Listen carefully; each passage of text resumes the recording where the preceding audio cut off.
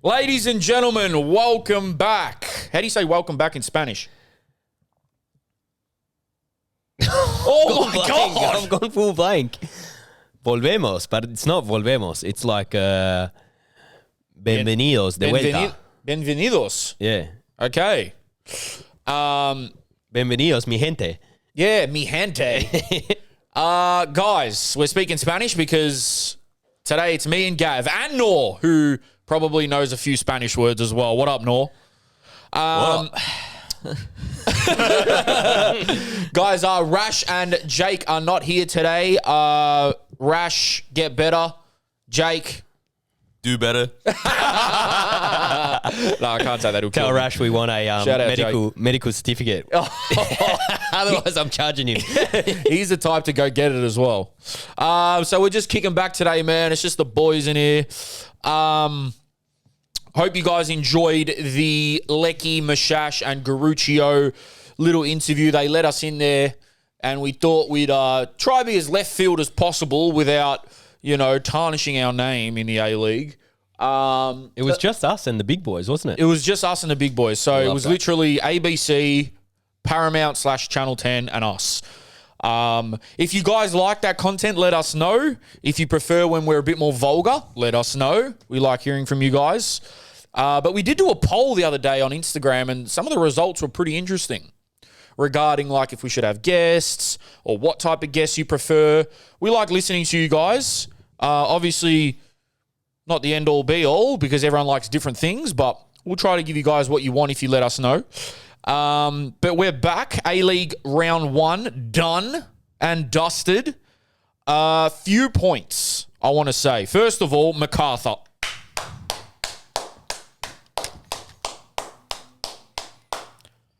My team, my Rams, 6-1 win over Perth.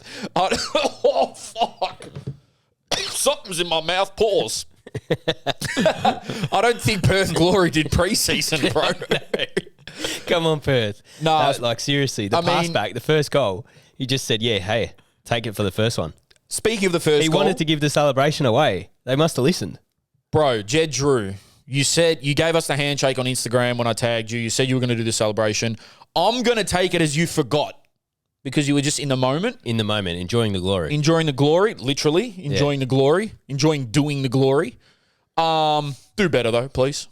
My other boys said they would do it. And Ariath Piol off Bulls said, good win, but no one did your celebration. I was like, I know, it's all right. Someone will do it. We're just going to keep naming and shaming if they don't. Mate, I'm just going to keep fucking, not abusing. I'm not going to abuse anyone. I'm going to keep pestering people to do it.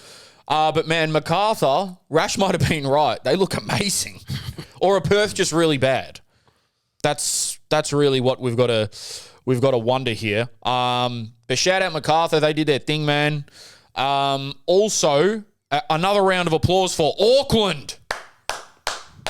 Shout out Noor. He's a Western fan, but Birthplace. He's born in Auckland. Bro, do you guys know that Auckland had the second biggest home debut attendance in A-League history? Oh, wow. 24,490 odd, which is really good. And they played some good football. They won comfortably. They've got some good players. The stadium looks beautiful. What? Do you know where they were playing? Was it let me get that existing stadium? Yeah. Eden Park, probably? Was it? Nah. Is Eden Park... It's normally the rugby one, but... We should know this. Hold on. Let me get this up. Auckland versus... They played Brisbane, right? Yep. They played at... You know what I wasn't sure about? Brisbane Roar's jersey. Their away jersey. Weren't a fan? Nah. But Auckland, not bad. I didn't mind it. Yeah, their kit is hard. Yeah. Go Media Stadium, it's called. Interesting. Go Media Stadium. Official attendance 24,492, and they comfortably won 2-0. Man, they're sick. I love their colours. Their fan base seems to be. It's definitely a better choice. Even though I love MacArthur and I got love for Western United, Auckland should have been a team years ago. Because they're proving already. Now, let's not get too excited. It's only round one. And, everyone's going to be excited when a new team's about. But as we've seen in the A-League, it can quickly take a turn for the worse and people don't rock up. But for a first game at home and a win, and the team that they have, the players that they have, the fan base looks amazing. What I didn't realize is it's a fucking 7-hour drive to Wellington. Yeah. Wow. 7? Yeah. Maybe. We did that a lot as a kid, but I probably just slept the whole way, so. Like, that's not a close away day. No. I thought it would have been maybe 2, 3. Yeah, but it's not. So a lot of people are going to have to fly. Yeah. Which I think they will, because some Air New Zealand or some shit, or one of the New Zealand flight companies are doing $70 flights. People will do it for the derby. They'll do Especially in first season, I think they'll the do uptake is there. Yeah. Also, it was cool. They got the first goal within 6 minutes, 7 minutes or whatever it was. I was like, the excitement's just there, Yeah, and you know what? To be honest, after the victory game, which I thought was very, very dull, it was played in pissing down rain, 0-0. It was just a mess. The best thing that happened in that game is when Patrick Kisnorbo got slide tackled by the Mariners player and picked him up by his shirt That was crazy. Picking him up by the shirt was insane. Is crazy. Yeah. Just put your hand out and help him up. Do you have to pick him up like fucking Hulk Hogan? He might attack me if he sees me, but sorry, Paddy. I just thought you were trying to assert your dominance a little bit too much there. But I'm scared of him, so whatever. He's a buff cunt. That might have been the most exciting thing that happened in the game. Roderick Miranda got a fucking crazy red card. Kicked someone in the head, basically. I watched it. I watched it back. He was actually looking at the ball the whole time. Yeah, fair enough. Foot is high. But the foot's up there. That's allowed in State 4. I said that. I know. That game was the Sydney Derby, right? One thing that I found hilarious about the Sydney Derby is Juan Mata's dad flew to Sydney to watch the game, and Mata only played 15 minutes, which I thought was a bit of a disgrace. Also, cleanest beard I've ever seen Mata have. He's gone to the Arab barbers in Western Sydney. He's done the permanent lineup and Yes. Yeah. It's fucking sharp. Yeah. So shout out the barbers, whoever cleaned him up. But Shout out Hamoudi. shout out Hamoudi. What about the comments in when he does the preview and he's sitting like I am right now? What do you mean comments? Haven't you seen the comment No, I section? haven't seen of it. What Juan Mata? they And he's say? talking and he's like, "This is the easiest way to come out, but not come out." Oh, that doesn't sound very... What do you mean by that? yeah. Yeah, Is Juan Mata gay? but the comment section, it's like our comment section. You never know what's coming. Oh, mate. Some of the people in our comment section are awesome. Let's just leave it at that. They're suited and booted. Yeah, they are booted, all right. But, the Sydney Derby, I guess it was a decent enough game on the pitch, but it didn't move me. So we all agree that it probably shouldn't have been the opening game of the season, right? Yeah. To have a game with that magnitude. Maybe Gav was right. I said it. Yeah. How'd you find Dougie? Dougie was all right. You could tell that he's a level above with the IQ. Yeah. So, what I always saw him doing was he would see a pass inside or whatever that not many other players would, and as soon as he gets the ball, he's just cleaner. He's sharper. He's cleaner. Did he impact the game crazily? Probably not. But you can tell he's just that step above when it comes to the silkiness. Yeah, there was times you can just tell he was just cruising. He was He's cruising. like, yeah, I got this. He was cruising. And did you see him celebrating doing the surfboard thing on the trolley? Yeah. So they were pushing him on the trolley and he was going like that, surfing in front of the fans. I thought that was pretty cool. Add some flavour to it. But yeah. Do you think a player like him, after watching him in his first game, I guess, do you think he makes over time he's going to make the team a better team? Or do you think it's just going to be like, there's going to be moments of individual Well, I was brilliance? watching it and I noticed that a lot of players or even the defenders would follow him, and he's obviously smart enough to drag players out of his position to then open up spaces for the other players. Yep. So I saw him do that Extra so many team. times where he was just like, all right, you boys are going to follow me. And the other player didn't play Douglas, but played that space that was made by him. No, that happened for sure. And I think Sydney look good, bro. I think even without him, they'd be a good team. Yeah. Like they look good. They might, based off the first round, I know MacArthur smacked Perth for 6, but Sydney looked like they're going to do some damage this year. The thing I loved about, I said it to you, Jerome, is that one time when he didn't track and then got cleared off the line, by yeah. Sydney, and I was like, yep, that's also what you're going to get by Douglas Trocky. Because if you want him tracking, well, there's a good chance he's not going to, and you're going to have to get some defenders back there. He's a luxury player. Yeah. That's what he is. He's a luxury player, and I'm sure that, let's not be stupid here, the coaching staff and the club must know this, and they're going to use him to the best of his ability. They're probably not going to overplay him as well. But yeah, I just thought Western Sydney were flat, bro. And to be honest, there was one thing circulating about the league this weekend that I got to bring some attention to. They said that 2 of the games were sellouts. So the A-League has come out and said that the Auckland game was basically a sellout and the Sydney derby was a sellout. All over Twitter, you see people saying, there's so many empty seats. This isn't a sellout. This isn't a sellout. Now, guys, I don't want to be that dickhead Captain Obvious, but it's sold out on paper, I would say. But that doesn't mean everyone that's got a ticket will attend. You got to remember there's people who have got memberships that something pops up, they can't go, sponsors, people they hand out tickets to that don't end up going. I'm not giving a cop-out, though, because I hate that as a selling technique. I hate when they say sold out, and then you look around and there's like thousands of seats left. I think that's the thing, right? So if there's thousands of seats left, that's where it's like, it's fair for the people to go, all right, looks like you guys were trying to use this as a tactic. Because if you look around and there's like 2 chairs empty on your row, whatever, you'd be like, yeah, sold out, you know? Yeah. But when it's like evident, I can look around across the thing and see empty spots, like, all right, who's lying here? That's what that's what Mike was saying, South Melbourne Mike, when he does his manual crowd counts. But yeah, I think it was more than a few hundred, if I'm being honest. There was still like 20-something thousand there, so there was still a lot of people there. Let's clap it up for that. Great turnout, but it's not a sellout. I think the Auckland one looked more like a sellout. But that's something that's been around in football for ages, especially in Australia, where it's like, oh, it's a sellout. And then you get to the game and it's like, wait a minute, look at all these spare seats.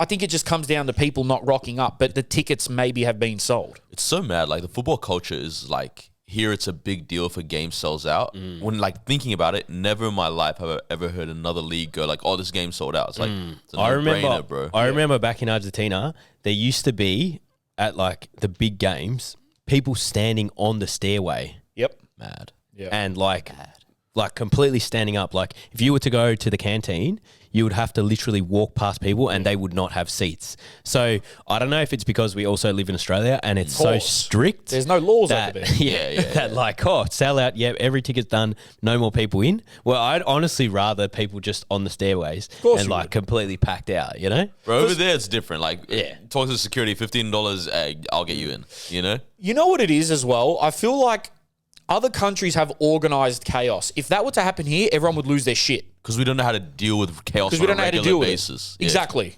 So, like, if you go to somewhere where they don't use traffic lights, well, you know what else is a good one? And so you know how we did the NPL final day, right? Yeah. And we were in that place anyway. We were in that, I don't know, VIP, and there was someone standing in front of the window, and the guy said, hey, man, tell the security guy, tell that guy to go sit down. Yeah, I remember. And I just thought of this like, man, in Argentina, there is a section called El Popular where every single one is standing up. Like there is actually no seats to sit down. Yeah, so, and then in Australia, you go to a game and people are like, hey, mate, do you mind sitting down? Like you're in the way, I can't see. And over there, they'd be like, turn around and be like, La concha de su madre. Like, yeah, fuck your mother. Yeah, like literally. I ain't sitting down. I'm excited. I'm passionate. I'm watching the game standing up. I believe Western Sydney had some safe standing, which was good. But then again, it's like if you're on the wings, mate, you're sitting down. Like in Australia, you're sitting down. Yeah. People want to just go with their families and enjoy. But look, I will say most active sections in Australia will all be standing. I will say that. But in terms of the whole stadium, there's just no way. And going back to what we were saying, Noor, like the problem here is no one knows how to deal with chaos because we live such sheltered lives that in Argentina, I can guarantee you there's people in death-defying positions. Yeah. trying to watch a game, like hanging off the roof. Fucking, they stampede when they score. Imagine if that happened here. It'd be all over Channel 10 like, someone suffers broken neck in soccer stampede rage. Yeah. But over there, it's just like... Someone blessed with broken neck at Boca game. Yes. We catch up with the guy who broke his neck at Boca and how happy he is. Have you guys seen the Racing guy who takes his grandfather's skull to the stadium? Get fucked. Sorry? Yeah. There's a not Racing fan who takes his grandfather's skull to the game. Oh, he wants him to watch. Yeah, literally. Like, that's Is thing. Racing Noel's team or not? Yeah, no, he's Belgrano. He's Belgrano, yeah. That's Pedro's team. So it's Racing Santander. Santander. Yeah. Bro, there's some, fans in South America do some weird shit, but I got to commend it. I'm sure that there's some weirder shit out there if we looked into it. Taking his grandfather's skull, though, is fucking wild. How do you get that past security? Like having the funeral and then digging up his head at the graveyard. Abuelo, we need to go to the game. Abuelo. We've got Boca away this week. Yeah, come on. Oh, there's no way. I'll put you back, but just this I'll weekend put we you go. back.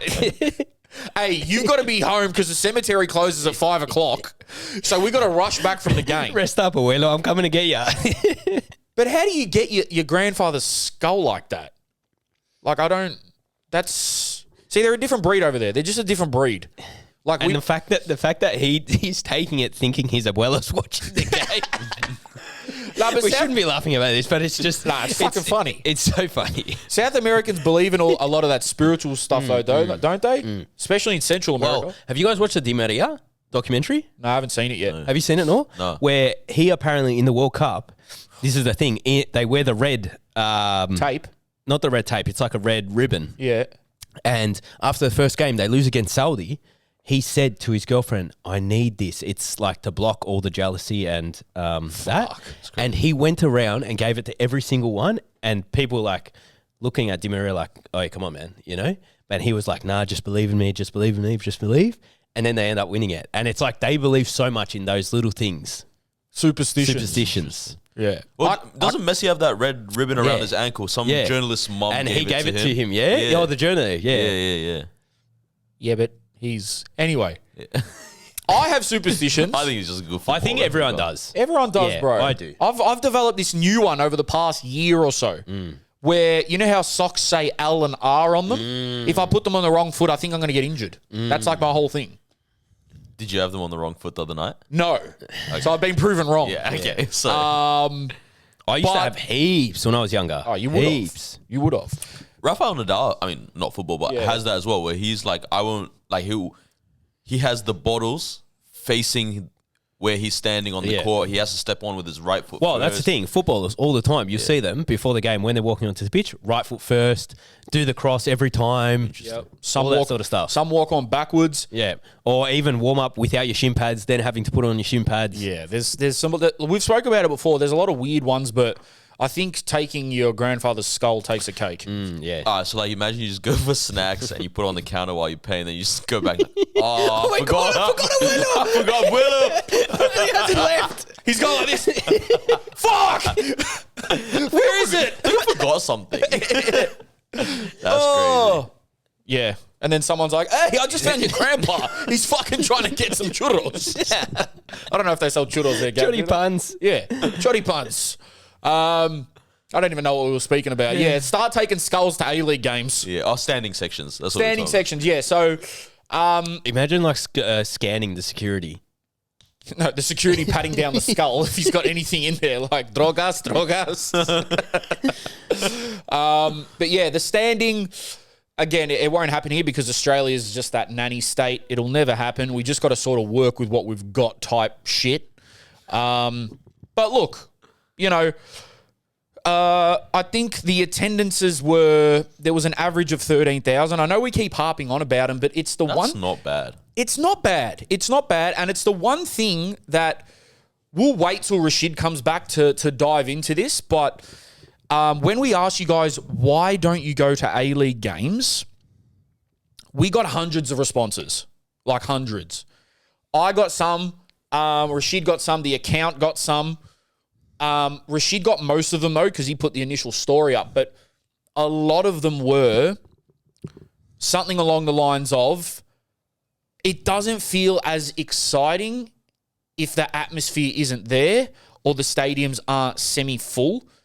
It just feels like, you know, Gav, you said this to me the other day, and not to shit on them, but you said like the MacArthur game, it felt like you were watching a friendly. No, the Jets. The Jets, sorry. You know, the Jets. And I'm a Jets fan. And someone messaged us saying Jets signed Vaughn Coveney's son. Really? I don't know if that's real or not, but there's another reason for you to go for the Jets.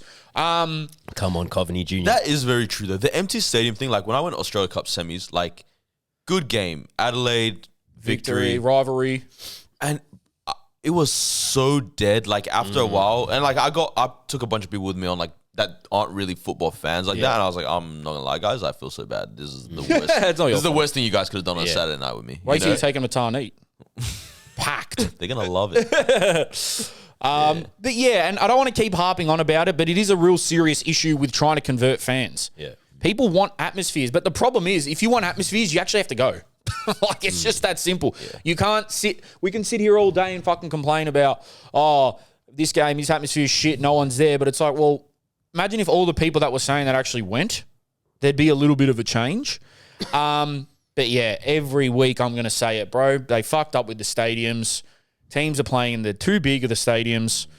Every team needed, like, besides maybe 3 teams, every team needed a 10,000 max. Fuck, shit. 8,000 max. Like, the only teams that need their own stadium as it is now would be Victory, Sydney to some extent, and I'd say Adelaide usually have a good turnout. The rest, bro. Can you imagine, though, how good that would look if, like, everyone had an 8 to 13? Yeah. Right? We say it every week. And they're packed every single week. On TV, that's going to look amazing. Yeah. Like, it's even the perception of it will make people pick up more. And to be fair, even just for the community, like, if you're sitting next to someone that you've never met, you're obviously there's going to be a chance you're going to have a conversation with them, right? Mm-hmm. And that goes, like, if you're in a game and someone's 10 meters away, you're never going to reach out to that person or have a conversation with 100%. Them. Whereas if you guys are packed in, goal happens, I remember goal happens, you hug this person next to you, go, oh, what a goal that was, blah, blah, blah. Yeah. You just get onto conversation and then build from there. I've done that before in stadiums, well, especially in Europe. Like, I've just started speaking to random cunts where they're just sat next to me and it's like, oh, where are you from? And blah, blah, blah. But yeah, look, I don't want to go too much into it because it's like, we're trying to offer a solution. That's really what we're trying to do on this podcast, is offer a fucking solution and find out maybe why people aren't going. A lot of people said parking as well. You know? It does do it, yeah. To be fair, it does get expensive. Like Amy tickets, Park, mate. Getting there. Yeah. You got to eat, all the rest. It's not just expensive to park and whatnot. It's like the location of the stadiums doesn't help. It's the smack bang in the middle of the city. Yeah. And you're just like, where do you park at Amy? Like, realistically, at the Tan. So you park either at the Tan, but that's usually full. Yeah. The one across from since Amy everyone Park runs in Melbourne now, too. Yep. The one across from Amy Park is like $20 or $30. Yeah. Then you have like the Wilson parking, like in Richmond, in Cremorne, like, but then you got to walk like 15 minutes. That's still $10 or something. It's not the most ideal, but then again, you can turn around and say, well, Richmond train station is literally right there. If you don't want to park, take the train. It's not going to be that easy every time. A lot of teams overseas, people don't drive to games. That just doesn't happen. Yeah, I mean the other side of it as well is like, especially in this economy and all that kind of stuff. It's like if we just do the maths real quick on going to a football game, like if you're a father taking your 2 kids and your missus, right? That's what, $100 in tickets, roughly, right? Yeah. Call it 80. Say 80, right? You're gonna park $30. That's $110 now, right? Mm-hmm. The kids are gonna want food. Yep. You and the missus are probably gonna want food as well. It's not gonna be less than $60. Now we're at $170, right? On the 1 week that the kid wants a shirt or a beanie or whatever, and now it's like it's easily become nearly a $200 day. And let's be honest, it's not $200 worth of value that you're gonna get out of going to that match. Now, obviously, Noor's not saying everyone spends that much, but like it could get to that easily. It could get to that. And there's people have more than a family of 4 sometimes. Like it could get to that. But look, I think the best thing we can do is just keep watching the league. We're actually trying to make it exciting and funny and fun. And a lot of other content creators out there are as well, especially on Twitter. We've been active on Twitter. The guy that runs our Twitter, he's been really active on it. Bit of a loser, actually. Yeah, he's a fuckwit. Yeah, he's a fuckwit, but he does all right at the Twitter shit. All right. He's not bad. But yeah, even I got a message the other day from someone saying, "Hey man, why the fuck isn't A-League on free to air? You've literally, your podcast has been the reason that I want to start watching A-League." And I'm like, well, that's good to hear. It's good to hear. A-League's not the end-all be-all. Trust me, we're still NPL folks over here. But now, if we can get paid to then, how do they do it? Where the game's running and we are the commentators of the game. Oh fuck, we'd have to do our own shit, like a live stream. Yeah, yeah. But the problem is we don't have fucking rights. I would love to know what views we would get if we did one game on that. The only problem with that is we should trial that. They can only get audio because we don't have the rights to the video. The Paramount fucking own that shit. Let's do a 1-day trial with Paramount. A 1-day trial? Yeah, we'll tell them. Yeah, all right, we'll try to get a If job. we can get more views than them, they got to give us a deal. What, because we're hosting it? Yeah. Fuck, I wish. That's fair. I wish. What else did I have here on the A-League? Because we got a lot of amateur agents questions today, like a fucking ton, to be honest. Yeah, I think that's pretty much all I wanted to point out. Obviously, coming up, Melbourne Derby. Now, word's going around Twitter that the ticket sales are looking abysmal. Like, I'm talking thousands left. I did read on the weekend, I believe it was A-League Crowds, shout out them. It was him or someone else. Said that there was like 3,000 Victory active tickets left, which is not normal for me, I feel like. People do buy tickets late, but a lot of other people have been saying, oh, when I'm in Sydney, the derby's everywhere, the promo's everywhere. Do you see it in Melbourne? I haven't seen anything. I'm not in the city much, but I did go the other day, didn't really see anything. Not to take away from the work that that City and Victory do, because I know that the people there work hard. Like, I know people there that work in those departments. They're not sitting around fucking playing with their dick all day. They actually are trying, but I do wonder how Sydney is getting more of these billboards, these flags, these banners, because the Sydney Derby is the biggest derby now, but it used to be Melbourne. So I don't know if that's something they got to look into. I wonder if they promote it through schools too. I don't know what they do. I was going to say, school's a smart way because then kids are going to tell their parents, I want to go. Yeah. The other thing I was going to say is, do you feel like these clubs need to just tap into like better use of social media? Like hit up a bunch of low-level influencers. They don't. And just kind of tap in and farm that level of interest. Because the only reason I say this, and I'm not trying to harp on the Western thing or the Iraq thing, but found out today there's an Iraqi player at Western, right? Yeah. Shout out to him, played 90 minutes this weekend. Yep. And he apparently did well, right? What Western did that's really smart is they posted about it and they collabed the post with this guy that does all the Iraqi football content around the world. Oh, did they? Right? Now, what that's done is like essentially anybody in Melbourne that's Iraqi is going to rock up to these games now, right? They've just farmed for like interest, right? Yeah. Very, very smart to me because the same thing is what Ipswich Town did, right? Back when they had the Iraqi player, like I think they released him this week or something. And that was our first player in the Premier League, whatnot. And if you look at the comments, like all these, there's just Arabic comments all through. And it's kind of funny, but it builds their social following, right? Yeah. And you're like, this is smart. And so it's like, why don't you just tap into a bunch of creatives here, a bunch of whatnot, be like, hey, you come through, make some content out of it. You come through, make some content out of it. It's going to cost the clubs nothing. But I guarantee you at least an extra 200 people are going to buy tickets through each one of them. Yeah, 100%. And I feel even like when Pena was at Western, all the Brazilians jumped on board just from him like reaching out. There's other people coming through. Bro, I think his name's Struick, the Indonesian. Brisbane Raw's following, we said this, it went up by thousands and thousands and thousands just because he joined. Yeah. There's a kid, I believe his name's Matt Baker. He follows us. Apologies if I got your name wrong. He's the one that's got like 100 and whatever thousand followers because he made the Indonesian under 16s team. If he makes the first team and he's an Indonesian, okay, there's not a crazy amount of Indonesians in Melbourne, but they're watching from overseas at least. Well, Like, that's it's even people like what watching. you said, Noor, right now about like just tapping into influencers. There's like that guy in Sydney that I know, the Brazilian, Leleco. Yeah. And he did something with me. Yeah. And so many people have just jumped on board because of the I football. can't lie, your foot volleys thing's gone up. Yeah, like just from him. Like people message me privately, oh, I've met you through this guy. He's got 90,000.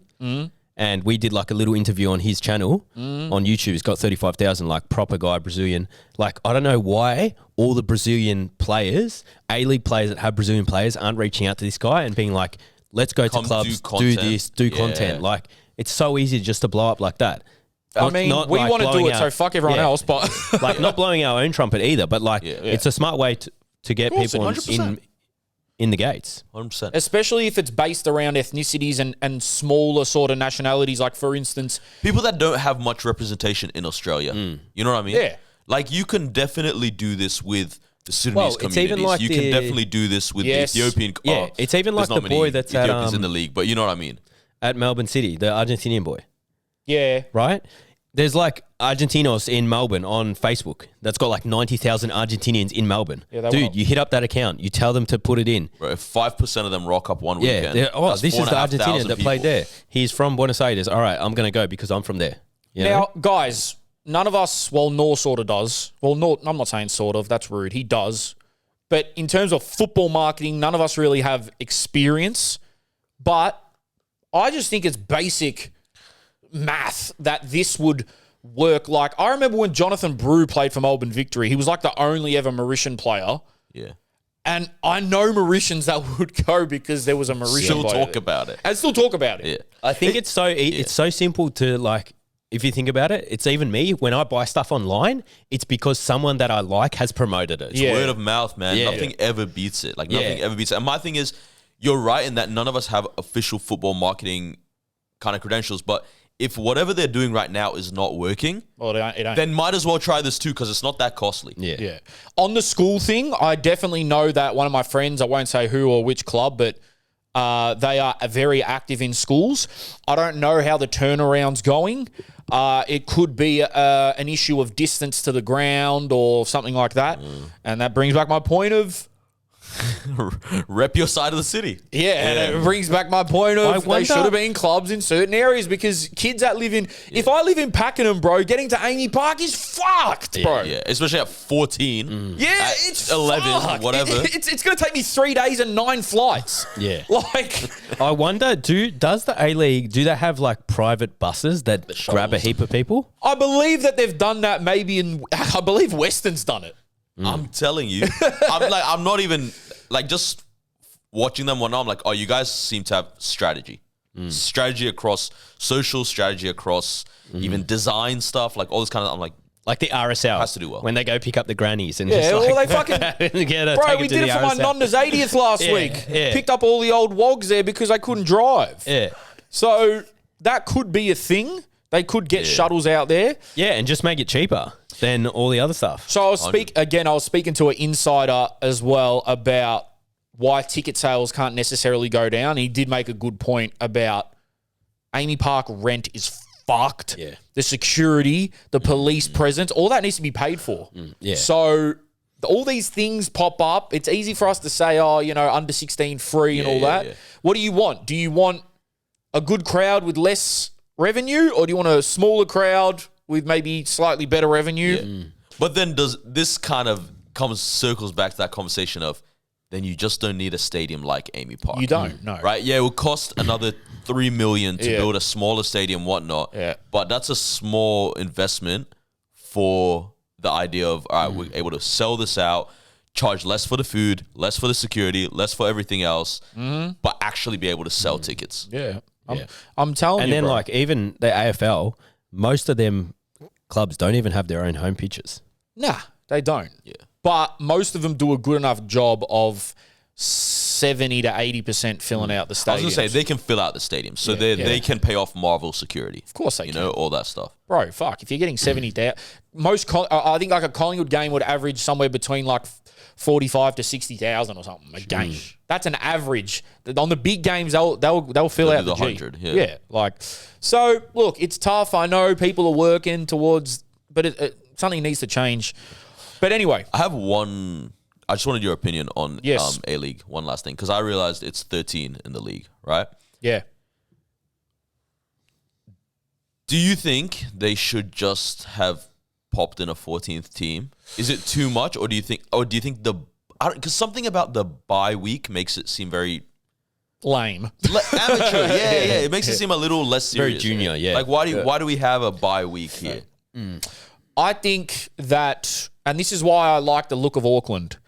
It looks like they made the right decision putting a team there. Again, I don't want to shoot down anyone because I actually have mad love for the Rams. But was MacArthur the right choice? I don't know. Probably not. Western United, yeah, they're making good strides in the right direction. But past couple of years, Western Sydney, that was a good expansion team. Fury, not around anymore. Gold Coast Suns, not around anymore. New Zealand Knights, not around anymore. New Zealand Knights goes back to my point of there's got to be two teams, so there's a fucking rivalry. And now we finally got it. Yeah. Someone did say, oh, fellas, you don't do your research. There was like some rule from some sporting organisation, and I don't give a fuck to fact check it. And I don't care who it's from. But someone said there was a rule back then when they were starting that there couldn't be two teams in one city. And that had to do with some economics or some bullshit. So maybe that explains why there was, at the inaugural A-League season, there was only one team in each city. Makes sense. But Makes sense, but it's evolved now. Yeah. It's evolved. Yeah, exactly. And I think that there are still a few cities in Australia that might have just nipped Western and MacArthur when it comes to attendances. I think a team in Tasmania might have. Maybe. I think a team in Canberra might have. They're dying for a team there. Okay, are they going to get that many a game? I don't know. They've got a women's team already. And a few other people mentioned like Wollongong and Townsville and other places. I don't know about all them. But I definitely think that Tasmania and Canberra, they should have been maybe the two that got the teams. But I guess we'll see. But they're sort of our main points. Good points on the mark. We're fucking geniuses. Yeah. Well, you are. You brought it up. No. All right, man. We got a lot of amateur agents questions this week. Like a lot. And I actually had to slim down how many we are going to go through. First and most important one. What is either one of you users' worst date you've ever been on? Oh, I could add some more time to this. I'll go first so you can have a think. Yeah, I don't really go on dates like that. Actual dates, like proper dates where I'm like into the girl, I would have been on maybe like 5 or 6.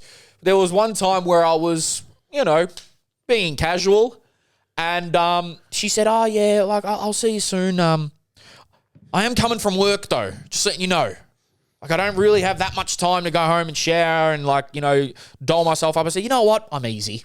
I'm easy going. Gets there and he's like, I'm not this easy. Not this easy. Look, I don't want to be a prick, but I'd been catfish, number one. Pretty badly, too. Number 2, That's a bad thing because you just want to drive away, don't you? I was like, fuck. Number 2, she had a distinctive smell. Who remembers what a wet school blazer used to smell like? I didn't go enough. Okay, you in the barrios, you wouldn't know. Did you wear blazer? I don't have to wear a blazer. I went public school. Okay, so I'm the only one that knows how a wet blazer smells. Yeah. Brother, it's fucking stinks. Brother, yeah. So I was like, to get out of that situation, And she was like, okay. we'll leave that one out. To get out of that situation, I had one of my good girlfriends ring me up and act like she was my sister. And I was like, I played it like DiCaprio. I was like, I can't get you. Hang up. And then I was like, ring me back. She rang me back. She's like, Mum's going to kill you. And I'm like, I'm so sorry. I got to go pick up my sister. And then I was scared that the girl was going to watch if I left. So I got in my car and drove to Macca's. And then she messaged me like, did you actually leave? I was like, I took a photo on my dashboard like, I'm driving. Of course I left. But really, I just went to get a cheeseburger. That would be probably the worst one I've been on, but I don't go on many. All right, come on. See, I I had a good think about this, and I've probably got so many because girls are, firstly, I just want to say girls are very good at catfishing. Like for myself, I don't have a lot to go with. I've got no hair. Yeah. I can't wear makeup. Can't wear a toupee. And I can only fade and do my beard so well. Yeah. You know? Yep. Besides that, I don't really have much to play with. Whereas girls, to all the men out there, and if they are like in the dating game, I'll give you a few of my best tips right now. A few of my best tips because I'm out of the game now, but I was in the game for quite a long you're time. out of the game, and I got to admit, I was pretty good at it. So, what you have to look at is if she doesn't smile in her photos, Oh, my God. bad teeth. Bad teeth straight away, right? Maybe. Okay. Yeah. If She's just clinically depressed. It's like bad teeth. Yeah, bad teeth. Cat data. If there are just selfies of head and above, it means she's not happy with what she's going on with the body. So that's up to you to decide, right? Yeah, right. And then That was a very good PC way of saying yeah, it. he did it. but Yeah, he You're danced good, you're that good, night. Gav. You're Yeah. good. and then He's a teacher. I've got a few more. They've always got the side view, like maybe they're not too happy with the other if they always take the one side, What are they like? Yeah, okay. you know? They're only happy with half of their face. Yeah. Yeah. Okay. Okay, but what about your Anyway, worst date? The worst date. This is really bad because I still like this. This is so vivid. This is why he set all this up. The girl that he went on the date with. Photos, no smiling. yeah. Face only. So I remember I was in Glass Argentina. I was young. It was like, I don't know. We're probably just 18, both of me and my mates. And my mate had been with her, right? My mate had been with her. Yeah. So we were just inviting her over to his house, right? Oh, yeah. And my mate now is a full-time model, like living in Spain. Really good-looking guy. So I was like, all right, if he's pulling, then all right, should be fine. So we invite her over. Oh, okay. Invite her over, right? As she's coming, my mate goes, bro, I don't think I can do it. And I go, what do you mean? Like, we've already said she's coming. And then he was like, yeah, nah, I can't do it. I can't. So we cancel. We cancel on her, right? What was this, a threesome date? It was a adventurous party. date. Yeah, yeah. It was a party. It was a party. Yeah. So he goes, nah, bro, can't do it. I actually can't do it. Like, I've already done it. I can't do it. I go, all right, whatever. I'll cancel. We'll cancel. Go, yep, all good. I just said, oh, listen, Justin Bieber was playing at El Monumental River. So we said, oh, we've got tickets. We've got tickets to the stadium. So we can't go. Martin's mum has just messaged and saying we're going to the So two 18-year-old boys in Buenos Aires Yeah. said to a girl, we can't see you because we're going Justin Bieber. Yeah. Okay. Yeah. So, and he lived like 100 meters from the stadium. Okay. Yeah. They were like, yep, all right. And then we were just kicking it, me and him, just having Martez, whatever. And I was like, all right, bro, I'm going to go home. And I lived about 2 kilometers away. Yeah. Half an hour had gone by the time we cancelled, right? I go downstairs. I'm walking home, just cruising. I look to my right. She's at the bus stop waiting for the bus. Fuck. And I couldn't get out. She's already locked eyes with me. So I'm walking and I go, oh, I felt so bad that I had to continue it, right? So Was Justin Bieber going on while this was happening? no. After? It was going to happen. Oh, it hadn't even, Justin Bieber hadn't started. No. It was that night. Anyway, I see her. I'm like, oh, yeah, just walking back to my house. And then as I'd seen her, I'm like, yeah, she's not that good, but maybe I could. Right? So then. When in Buenos Aires. Yeah. So walking back to mine, get upstairs, and then I had like a reality check, and I'm like, Gav, this is so wrong. Nah, don't. So Hold on, what did you say to her when you saw her? I'm just that type of person that has to be nice, so I just had to bring conversation. I just said, oh, I'm just going to mine, this, that. Oh, okay. You know? And she said, oh, do you mind if I come with? So I was like, yeah, whatever. I started. And then get up to mine, reality check. I send a message to Martin and I go, bro, call me and tell me that your mum is at your house now and I need to go because we're going to the stadium. So you were going to fake go to the stadium? Yes. And then he calls me. I go, hey, Martin. He goes, yeah, Gav, you got to come back. Like, we're about to leave. You know, mum's at mine, this, that. This is bad. Tell her. She starts crying. And I go, well, I just got to go. Like, I got to go. Like, Justin Bieber's on. We got to go. Hold on. Let me get this straight. You both said to her that you can't see her because you're going Justin Bieber. Yeah. You're walking. You see her at the bus stop. Yeah, because she had made her way to the house. We were cancelling as she was coming. Okay, but you're by yourself. Yeah. You see her, but then you invite her back to the house. To mine. Oh, to yours, not Martin's. Yeah, not Martin's. To yours. Yeah. Because you felt bad. Yeah. And then you got home and you're like, what the fuck am I doing? I got to go to Justin Bieber. Yeah. Oh, fucking hell. So that's by far one of the worst. Probably the... Wait, so why does she start crying in this whole thing? Because she we knew. obviously just fucked her around. And that's why you lost your hair. Justin Bieber. Viver. I'll never forget that. I'll never forget that. Like, I genuinely felt bad. I felt bad. Yeah, you feel bad, but then... But then again, I've gotta- been screwed over many times. I'll be fair. They're the ones we got to hear about. Yeah. There was one night where you had a dinner booked and she flaked on you and you rang me and said, you want to go on a romantic dinner? I said, I'm not fucking going. So, yeah, I've been flaked on so many times. All right, Noor, hit us. Or are you allowed to say or not? I can. I went on one that, you know those girls that talk like Cardi B, purr, occur, all that stuff? So she had all the slang. She had all the slang and like, it was all, I was like, oh, after a while, I was like, you just purr. It's like, oh, with a cat, bro? And then after a bit, she's talking about a genocide that's going on where she lives, like where she's originally from, Tigray, yeah. Right. And she goes, free Tigray, purr. And I was just like, okay. I've had this before. I've had an experience like this. It's not good, bro. It's Maybe just we're not talking fun. about the same girl. No, I hope not. I fucking hope not, because you two would be bald Eskimo brothers. Oh, shit. What, she kept saying purr? Yeah, exactly what Nori's talking about. Was she African? Yes, South African. Oh, no, South. It's not the same girl. Not the same girl. Okay, yeah, definitely. Oh, was that? Yeah, you know. Yeah. You know. Purr. yeah, Was it like that? Like, prrr. yeah, all of Yeah, that. purr. Fucking hell. Not fun. You were the minx. Yeah, cool. There you go. There's your little fucking dating segment. Yeah, no cats, please. No cats or catfishes. Yeah, exactly. Is this season the start of something special for the A-League? I'm on the fence. It is, because we're involved. I mean, that's why I'm on the fence, because we're involved, but then there are some things that I've seen that I'm like, eh. But look, there was a lot of hype around round one.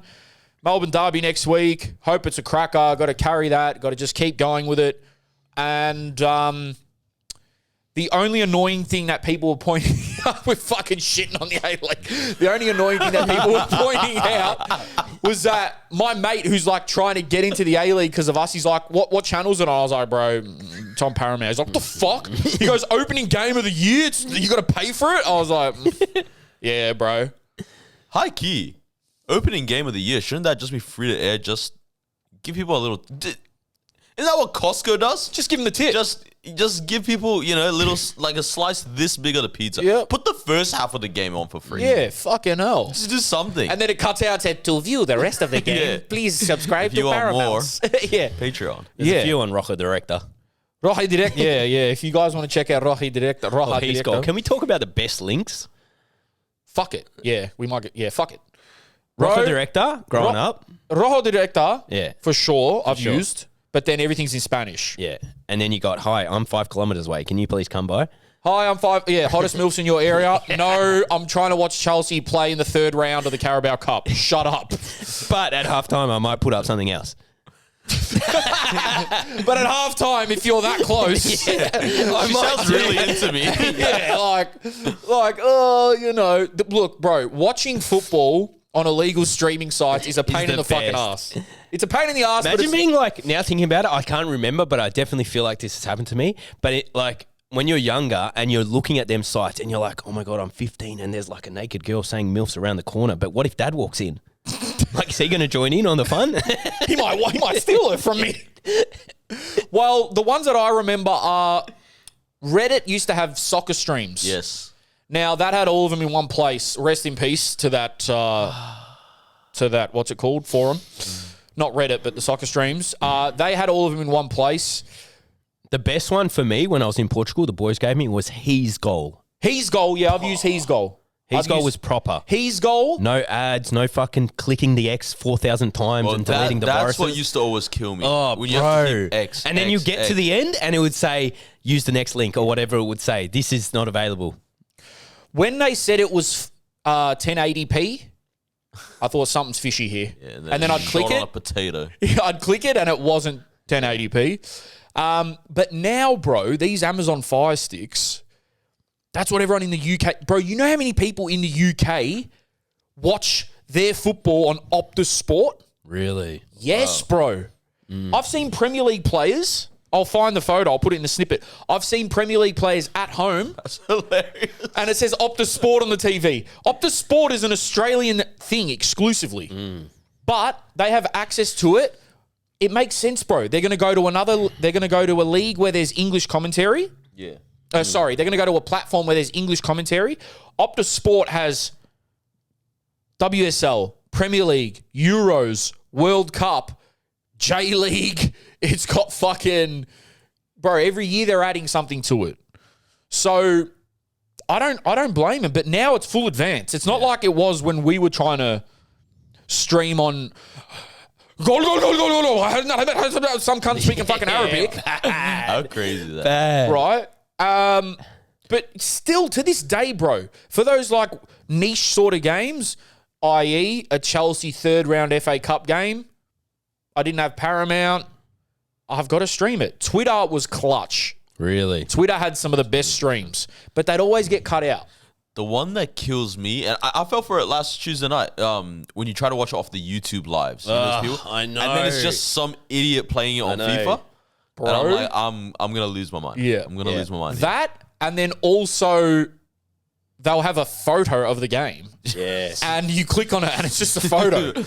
And I'm like, okay, this is not fun. It's not good for my health. YouTube is not, it's not the best. But for now, I don't want to, we're not condoning anything illegal here. But I think there's one called Ronaldo 7 or some shit. Oh, yes. That was so good. Is it Ronaldo 7? Yeah, it was something, Ronaldo something 7. It was something like that. Nor, but that one was proper. Can you Google most popular I'm trying to look illegal now. football sites? But I know in the UK, they go crazy with that Fire Stick. I'm not trying to snitch on anyone. That Ronaldo, and for me, his goal was unbelievable. His goal was there. There was another one I can't remember. There's a few, bro. Fuck, what are they called?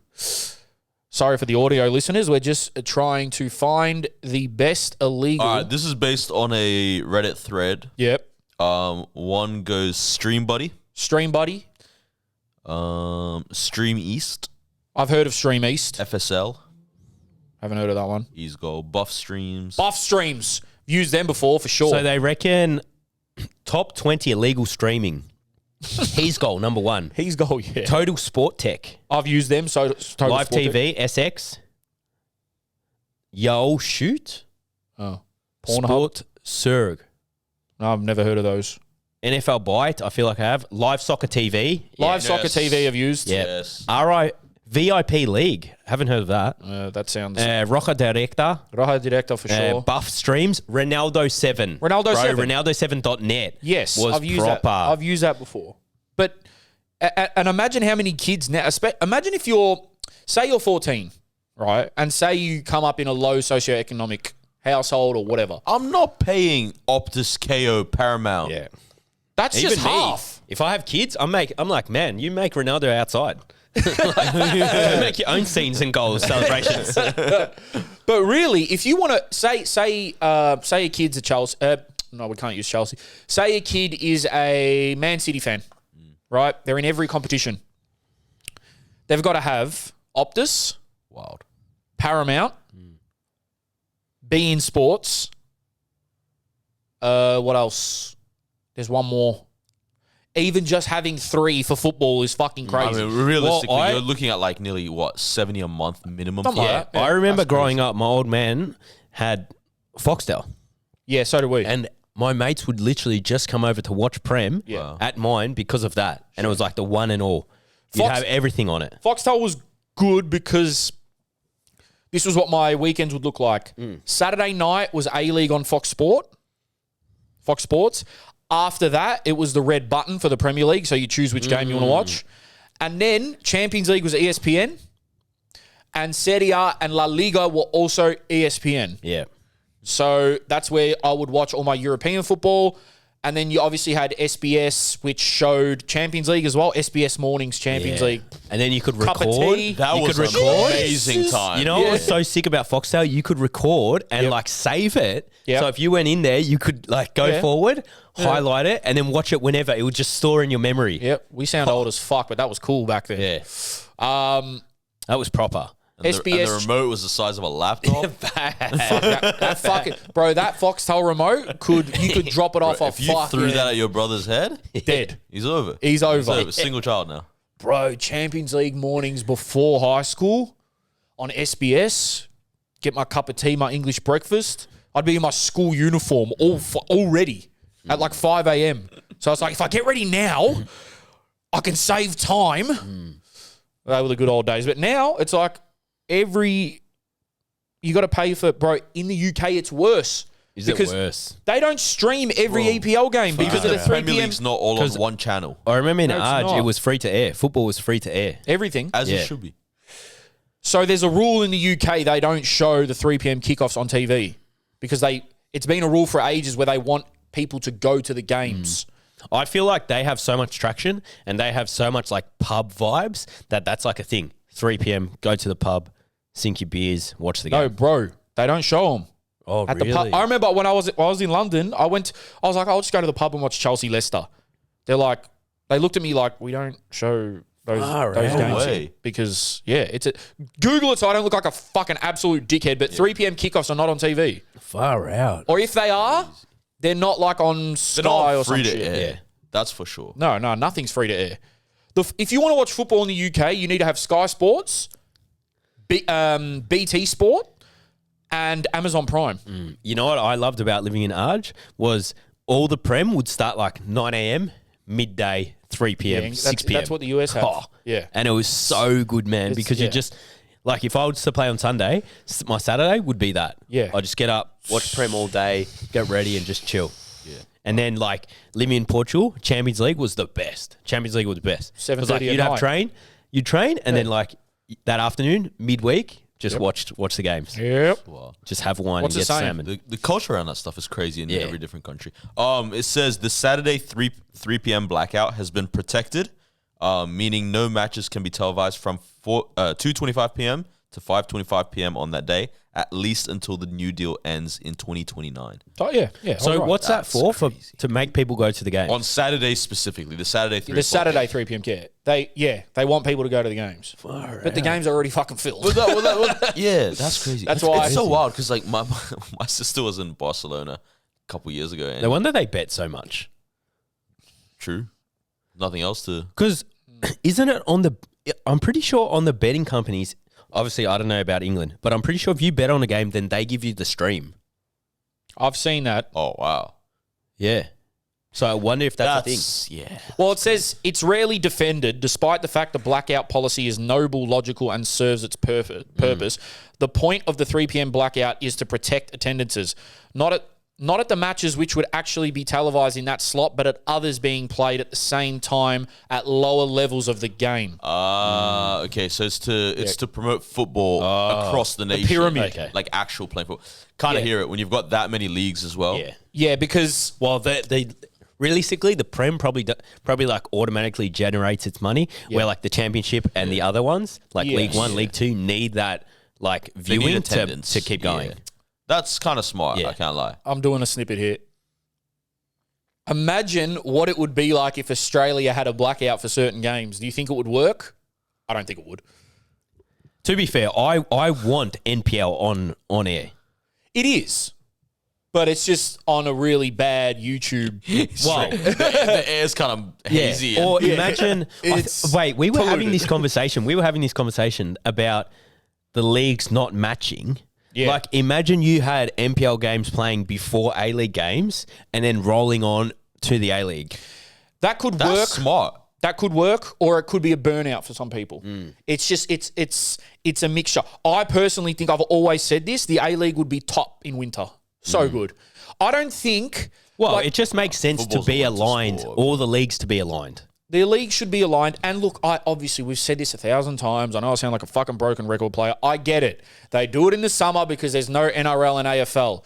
But there's so many people. Okay, maybe the attendances go down, right? But I just feel like it suits football better. Well, even for me, right, playing in the NPL, I'd rather play during the winter. Of course you would. Because then I have my summer free where I can enjoy myself and I'm not running around in 34 degrees heat. Bro, who the fuck wants... Like, let's be real, right? Like, and also, right? Even if you're attending in 34 degrees. Yeah, you It's are not... fucked. you are... I would much rather, personally, be down at Brighton Beach playing foot volley than watching an A-League game at Amy Park if it's summer, like mid-December. Facts. I remember... Oh, bro, I will never... We've solved the A-League today, but anyway. Yeah, I know, and they don't pay us. That's all right. I will never forget, bro. I went to Victory versus... It might have been Gold Coast United. It was in January. It was 38. I don't know why I went. I must have been bored. That's disgusting. It was 38 at Amy Park. Brother, Yeah. it was fucked. It was like sweating sitting down. Yeah, it was like sitting in a sauna, but I was outside. Disgusting. And I'm like, how are these, okay, drink breaks, all cool. They get to have a sip of water. 20 What about minutes. me? Yeah. What about me? Yeah, where's my fucking drink break? And, well, that's the thing. And then Melbourne, for example, just Melbourne, like July, when it's 12 degrees, I'd much rather be outside watching Dandenong Thunder versus cozy. Dandenong City, right? Having a chavapi and just standing there in the cold. Cozy. Because sounds I'm not nice. going to do anything else on a Saturday night. Mate, we live in the... So true. We live in the second/third coldest A-League city. Yeah. So imagine what it's like in Brisbane, Perth, Adelaide. Sydney's hotter than us. Yeah.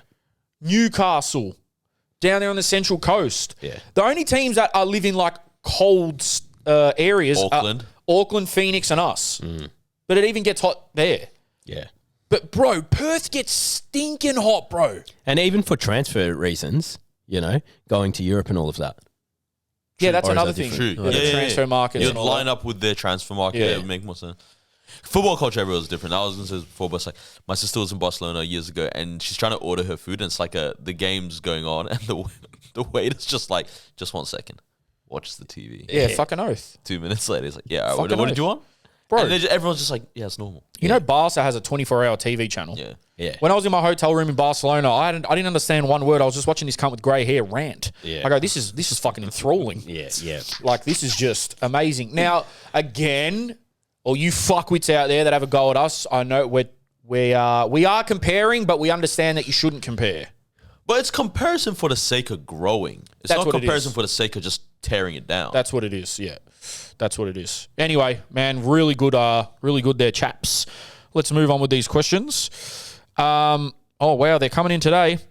What's worse, pissing yourself or pooing yourself on a football field? Pissing yourself, bro. Worse? To be fair, Yeah, pissing yourself. if you ever need to piss yourself, this is great advice, experience, right? What you need to do, you're doing your warm up and you're like, coach, I need to take a piss. Well, you don't actually tell the coach. Actually, you don't tell him. Take that back.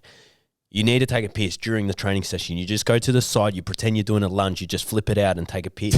You get away with it all the time. Yeah, but what about during a game, cuz? During a game, well, I don't know. Fake an injury, pop it out. Yeah. Speaking of faking an injury, Why does he have a vagina? you never know with Gav. He could have all three. I'm doing the one mother. There is, I guess. Yeah, sort of. Nowadays. So we won't say which player, but there was a player that got a red card in their hometown, and Gavin's like 100% he got it so he could have a long weekend with his family. You did that, didn't you? Yeah, that's a thing. That's actually a thing. Didn't you see Leo Paredes when he played for Juventus and Boca Juniors played against River Plate? And he got a red card so he could fly from Italy to go watch the Classico. Yeah, but what did you do? You rate did it. it. I did it too when I was playing in Portugal. I got a back pass from the keeper, put me under the pump, and I had a great weekend in Lisbon, like lined Planned. up. Yeah, I had a weekend planned in Lisbon, and the only way I could possibly get the Monday off was if I wasn't going to play the next weekend, right? So he played me back under the pump, went into the box. Their striker took it off me. I just cleaned him up and got straight red. So you just kicked Had the the fuck out weekend of him. off. Yeah, the only red card I've ever got. Wait, you didn't get a red? No, you got a red No, card. no. Here. That's iconic. You didn't get a red. I didn't get a red for that. That tackle at Dandy City. Yeah. Got a yellow. No way. That's one of the That's worst what tackles I've ever seen in my life. Put it right here. Criminal. Yeah. And it's funny because you're the least Aggressive. aggressive cunt. So you getting pressed by all their players is even more funnier. It makes it funnier. Hilarious. But yes, pissing yourself. Bro, imagine carrying around an extra 2-3 kilos. Some of your shits are huge out there. And it's just so much more noticeable. Yeah. Bro, I've smelt some players sliding down your leg and everything. I've smelt some players on the park Who have definitely. who, I don't know what it was, but it could be equivalent to smelling like piss. Shitting yourself? I don't think you can get away with shitting yourself. No. Bro, imagine the extra weight. It'd have to be diarrhea if you want to keep going. Remember when Jens Lehmann pissed mid-game? Did he? Ran behind the goals and just whipped it out and pissed in the middle of a game. Really? I mean, good on him. Keeper though, so I guess they're a bit more normal. They're a bit. Remember when Like Mike had to go for a piss? I do remember that. Is Jerome going to get back on posting on TikTok? He had my FYP in a chokehold and I loved it. Thank you, brother. Thank you. The thing with me is... Thank you for enjoying Jerome's chokehold. Yes.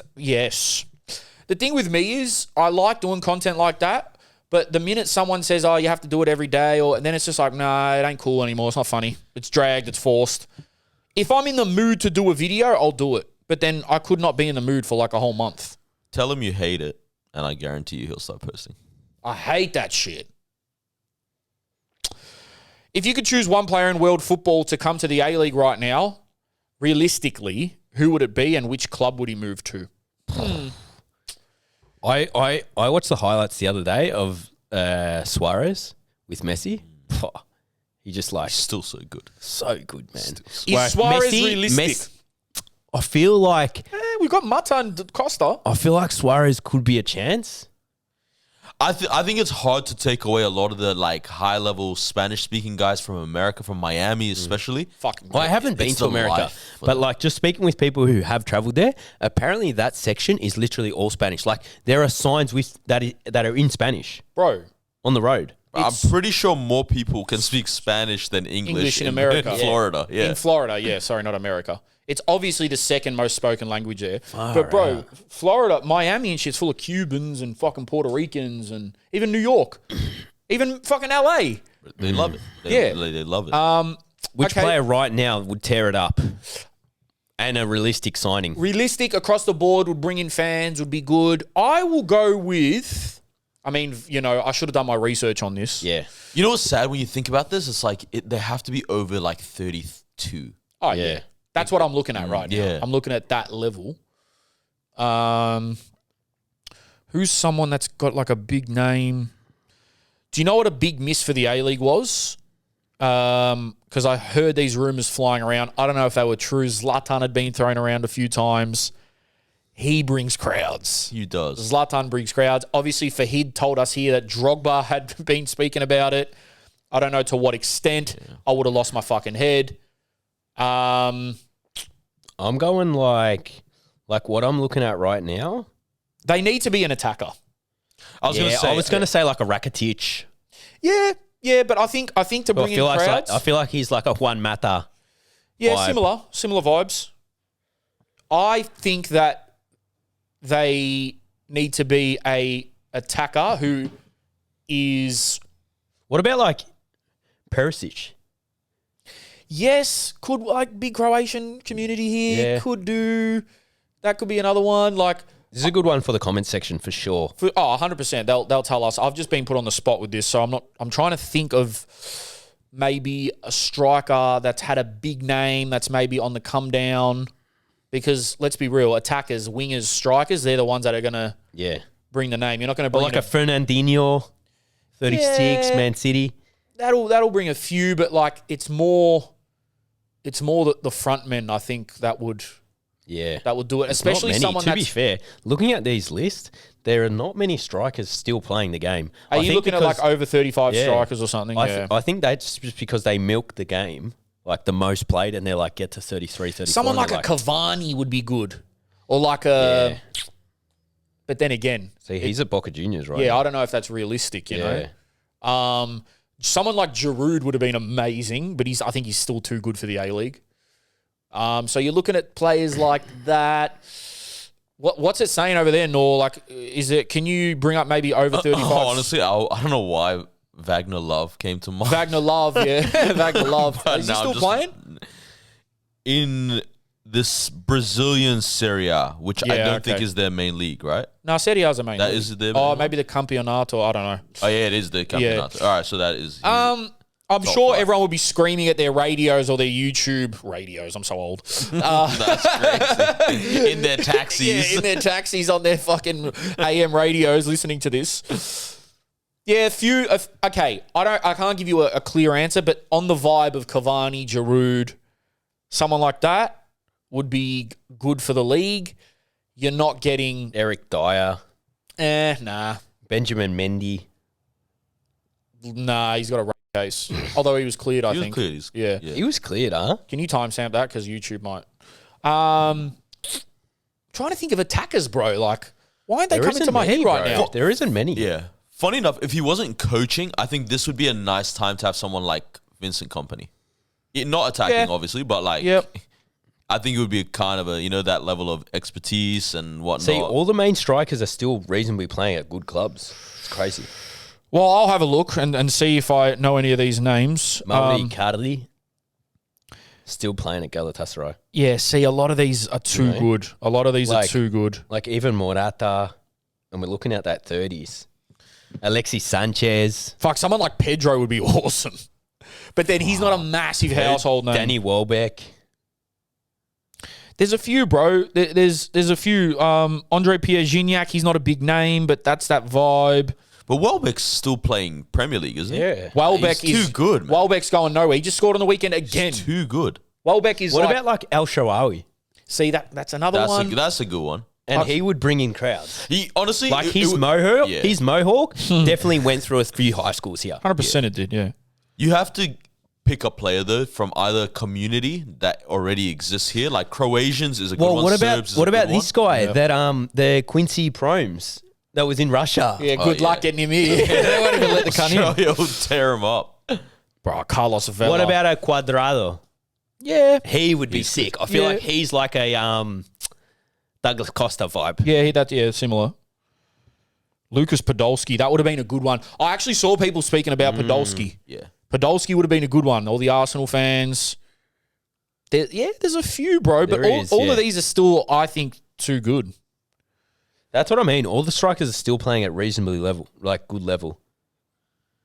Yeah, and then, see, even people like Jamie Vardy, still... Like, how are you going to to convince him to leave the Prem? You don't. You can't. You can't.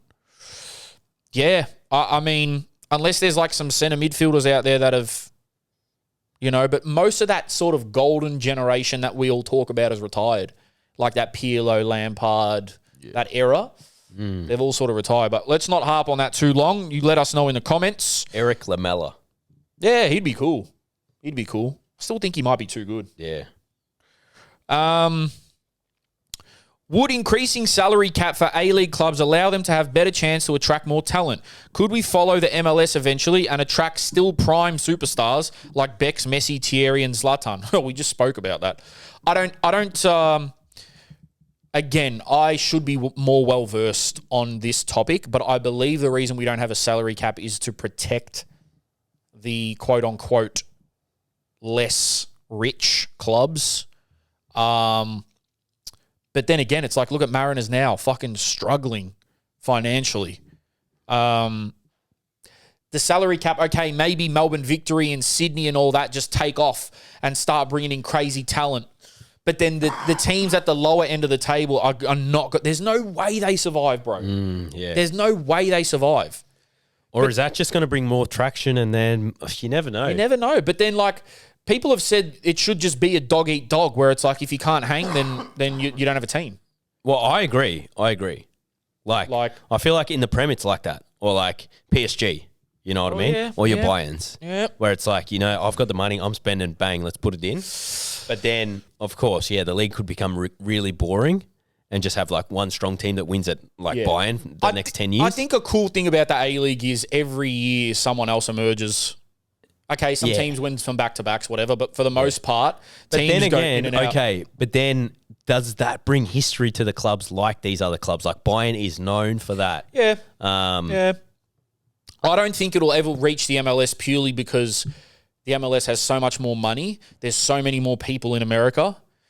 Yes, there's a lot of other American sports, but they have such a large Spanish community that it's like most of them, their favorite sport is football. Nah, I think it's not just that. It's that And the America distance. has sold football well. Like, they've thrown the money to marketing. Apple's gotten fully yeah, behind they've got it, all everything. that kind of stuff.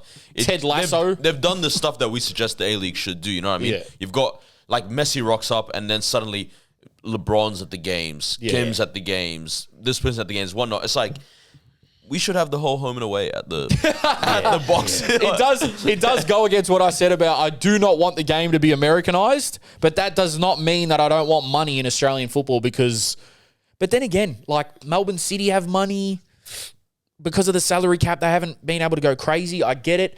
They won 3 back-to-back.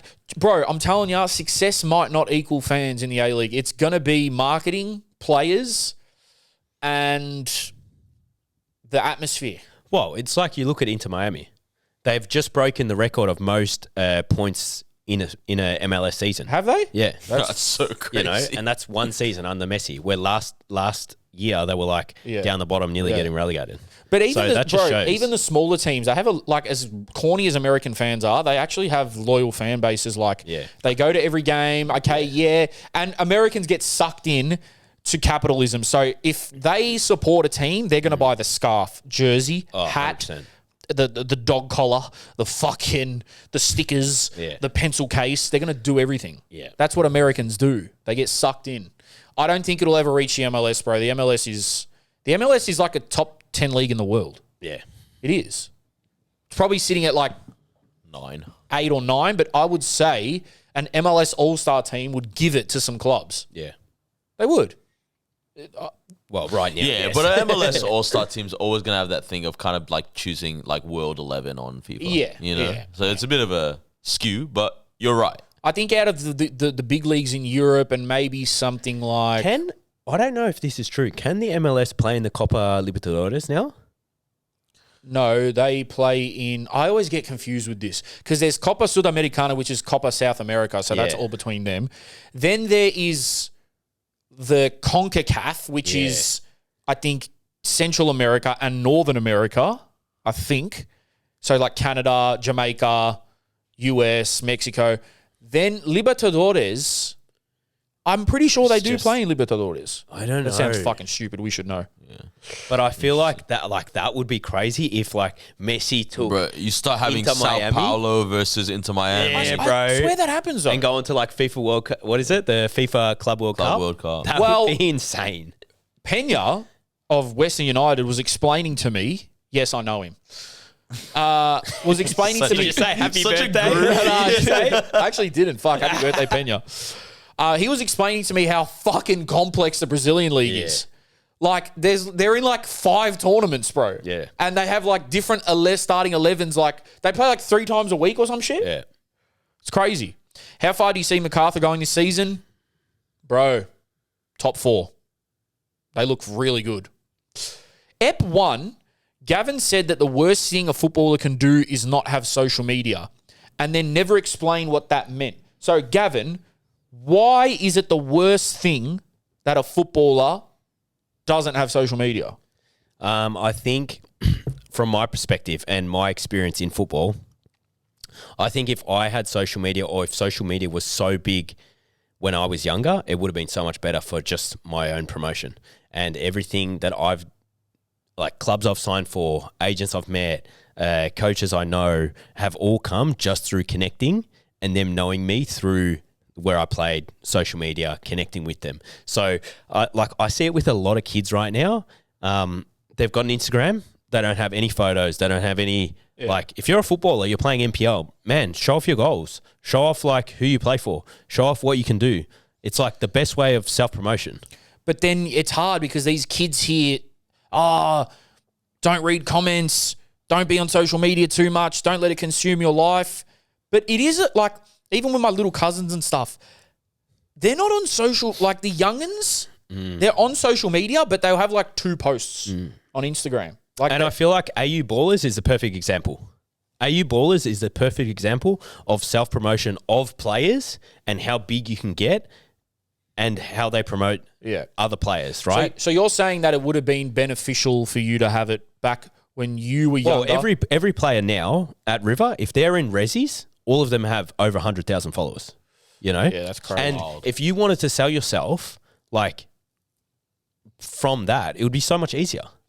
So your message to the young footballers then would be, if you are a player that is playing at a high level, then be semi-active on social media so it's easier for people overseas or whatever to see. It's like your me talent. with my rehab, right? Like I post every week about how my rehab is going. Yeah. Just for obviously myself, to keep myself accountable. Yeah. But also, like, I have people come up to me like, "Oh, Gav, I see your knee. It's going so and so. Looks like you're back soon." Whereas if I didn't post, people would be like, "Oh, this guy has, like, he's quit football." Okay. You know? Okay. So That's it's just true. that, like, constant just showing your face and being like, yeah, I'm still here. I'm still kicking goals. I'm still giving assists. I'm still playing this, that is going to help you later on, like, build things. True. If they think you've just fallen off and just not playing anymore. Yeah. Yeah. Good point. Good point. I think from everyone thinks this, right? Everyone thinks, like, no one, like, people think people care about them, like what they're posting. Bro, no one cares. You know what I mean? Do it for yourself, because at the end of the day, you're the only one that's really going to market yourself. And how many times has someone reached out to you and be like, hey, man, can you give me a hand? And you do nothing about it. Yeah. Right? Yeah. And you're like, yeah, I'll reach out to him. And then you don't do it. Like, you've got to protect yourself at the end of the day. Okay. Yeah. I You think, are your own business. especially in this day and age. Yeah. I mean, fuck. I'm not a massive... Like me, honestly, everyone that I follow, if I know you and you don't post, I just unfollow you. So you think... I've started doing the same thing, actually. You think young footballers have a better chance of succeeding in the game if they are more well-known on social media? Okay, how did Justin Bieber get known? Yeah, I know, but just answer my question that I'm asking, right?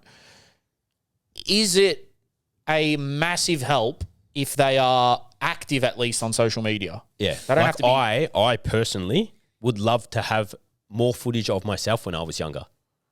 Yeah, but that might just be your age, bro.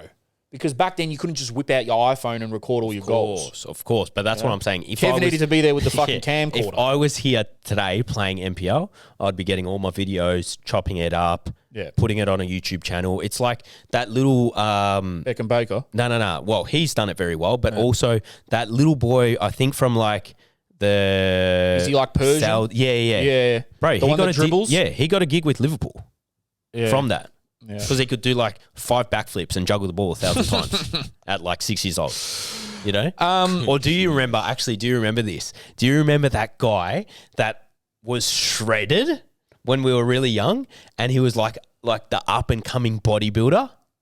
And he was like, nah, not Ziz. This other guy. Zach in the football world? Nah, not in the football world. He was like this young kid that could do like 1,000 chin-ups, push-ups, everything. Was he Russian? Yeah, bro. Yeah, I remember. And was like, jacked. Yeah, but he's like 10 or something. Yeah. I do remember. Yeah. Long hair, Yeah. Yeah. Couldn't he box really fast as well or something? Bro, he got like acting gigs and that from that. Yeah, fuck. But don't let the fame get to your head, kids. Of course. But You end it's up like more for Macaulay like Culkin. your own sake, you know? Yep. All right. Is it me or does Mashash still seem underrated? The guy is so good. Central Coast game was an example of that. He's really good, man. And what's better is he's one of the nicest guys I've ever met. So nice. Sweetheart. Like, really so nice. Gave us a time of day. And that means more to me than how good he is, to be honest, because, like, he's just a super guy. And he's played in some really good leagues. And he is one of the best players in the A-League. That's a great point by you, Jerome. Is like how nice you are to certain people will go such a long way. Bro, I don't give a fuck if he has 1 goal and 1 assist this year. If someone says, "What do you think of him?" I was going to be like, you know what? Putting football to the side, top guy. Yeah. You know? You know, not just that. I really liked, like, on our last episode when he bigged up the A-League a lot. Like, just talking about the quality of it and all that. It's like, he didn't come, ego and all this kind of stuff and just going, I've been in Italy, I've been in France, it's like, nah, the standard here is really good, guys. You don't realize what you have kind of thing. That's for all the people in our comments saying it's a PR push. First of all, he didn't know what he was being asked. Second of all, English. his first English is not his first Lucky language. we didn't ask him he was a muzzer. Yeah, exactly. And thirdly, we don't fucking do PR pushes. Right. Oh, Gav, this is a good one, but listen carefully. Okay. Why is NPL culture slowly becoming more and more like private school rugby? Weirder actions, things occurring, very pretentious, and privileged culture building across a lot of the New South Wales clubs. That's odd, bro. That's an odd thing. Now, for those who don't know what he means, private school rugby are basically boys that come from super rich families. It's very pretentious. It's all about status. They get scholarships or they've got the money to go to these big private schools where it's $30,000, $40,000 a year. And one of our listeners is saying the NPL in New South Wales feels like it's turning into a bit of a rich boy, preppy boy sport. It's crazy because football's just not that. It should never be that. It's not that. I wonder if that's in senior change rooms or... Yeah, he didn't say. Maybe it is junior because of the fees and shit. Yeah. Well, just speaking about that, like I know we've spoken about this so many times, but over the weekend I spoke with two people and they mentioned that one was a young player that ended up leaving football because of the prices and actually came to foot volley and his touch was like ridiculous. I was like, man, like who do you play for? And another one was one of the prices of the NPL clubs that they played for went up like over $600-700 from the club that they're still currently at. So it's happening. It's definitely happening, and there's players that are like falling to the side, and we've spoken about this. In terms of like that type of attitude, if it's in a senior environment, I just expect the guys that have been in the game long enough just to pull those people acting like that, like down to earth. It might be like people at the club. He didn't really specify, but that is weird. I don't know if that happened. Like, I don't know if you'd get that in like a Thunder dressing room. Oh, Thunder dressing room, you can get all sorts. You get the big money, you get the small money, you get the jokers, you get the banter, you get the wogs. Everything. And that's what I think is so beautiful about football. That's why people like the NPL. Yeah. Is like the change room of an NPL change room is so diverse of like people being mechanics, people being teachers, people being homeless, people being homeless. Hey, the money that you guys are on in the NPL, you shouldn't fucking be homeless. I'll tell you that much. You know what I mean? At least live in the janitor's closet. You're living corner. in the club rooms. You weren't here, Gav, but someone wrote in saying that they said, "Fuck, Gavin had it luxury." We were living in the commentators' box at George Cross. Really? Yeah, like had sent videos too. Like all their beds were next to each other on the floor. Yeah, there is some few setups. There definitely is. We spoke about this before, but do you think the A-League reputation suffers because of the large stadiums? Yes, we've said that. Curious on your guys' take on this. How far away is football in the country to possibly rivaling the AFL and other codes? I'm going to be real. It's not going to rival AFL for ever, probably. Like, it just won't. AFL has been in generations and generations and generations here. They are the ones with the money. They are the ones that control it. Everyone, not everyone has a soccer/football team, but most people are like, oh yeah, in AFL I go for, but you don't hear that for other codes. Like, that just shows how big it is. Yeah, it's almost like asking, is the MLS ever going to take over the NBA? Like, it's not happening. It's not happening. We're the only country in the world that plays a sport as well. So it's like, that's not happening. NRL, still probably not happening because like state of origin is huge and all that. I don't know too much about NRL. I think it's fucking shit. But they would be the codes that we're up against. Obviously, it's bigger than fucking netball and basketball. Okay. Why does Gavin always pop out with the most random ass stories? Because he's fucking lived all over the world and he doesn't give a fuck. That's why. Who is the best player Drogba has played against? You did play foot volley with Pena. I was going to say, I played foot volley against Pena. He was playing first tier in Portugal. Yeah. Liga Nos. In terms of when I was younger, that a player that went on to be something, I used to play a few times against Ryan Scott, the Newcastle Jets keeper. He was a striker back then, though. Right, bro, I was actually speaking about Scotty today to one of his mates, saying he needs to give us some access into Newcastle. Oh, yeah, for sure, yeah. I think he's a mad cunt, apparently. Yeah, he's he's proper. friends with one of my mates. Yeah. We used to play them, had a nice little rivalry with them when we were like 13 or 14 or something. In terms of, bro, a lot of my mates are actually really good, lower NPL level, but in terms of someone that's like, when would I ever be on the pitch with someone that's fucking, played Champions League or some shit? I don't fucking know. Just come to Soccer Fives on Tuesday nights. There's some players there. Why do we still call our national team the Socceroos if we call it football now? Yeah, I get it, but Football ruse doesn't really bang. yeah. This is a thing. I don't know why, but lately, while I'm been coaching, I always play games at the end. Yeah. And my question to the kids, so whoever starts with the ball first, I always say a question first, like what number does Ronaldo wear? Yeah. 7, bang, throw the ball in. Last 2 weeks, I've been saying, what is the national team of Australia? Bro, none of the kids know it. off. That's crazy. Really? None of the kids know it. I know all I your can't kids. believe it. Like, I'm going to be real. You've got no Anglo kids. They're all ethnic. Yeah. But I don't know if they're probably all born here, though. They should know that. Yeah. Like koala roos and that, they're saying. Koala ruse. 2 animals put together.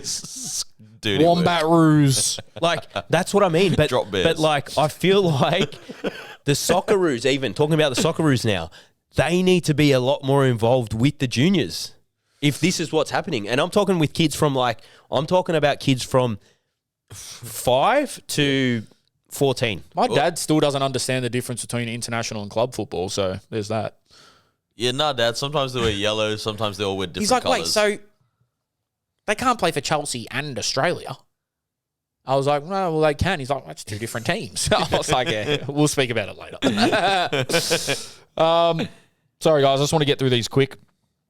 There seems to be private academies popping up every week. Do you think this is leading to less development amongst young players and the game is focused more on winning tournaments?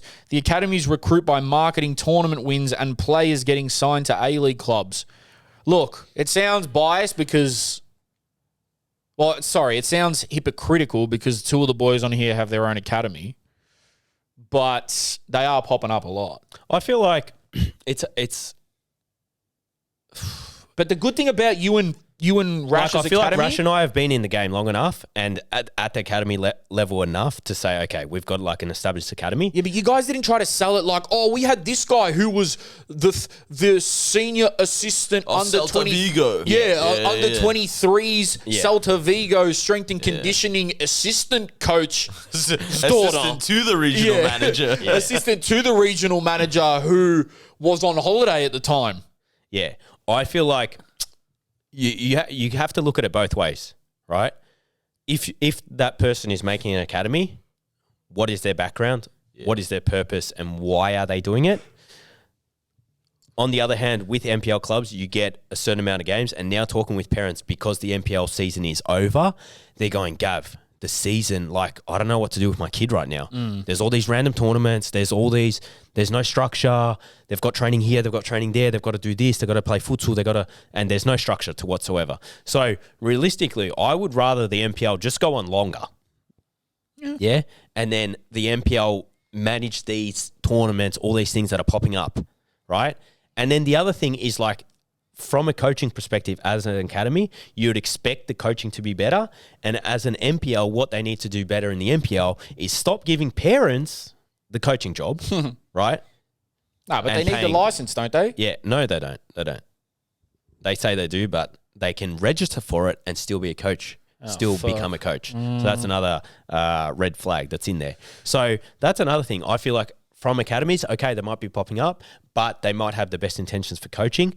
As an NPL, what they could do better is making sure that coach is in there for the right reasons. All right, fair enough. This one's a serious one. We've got a few more. Steroid use within the NPL.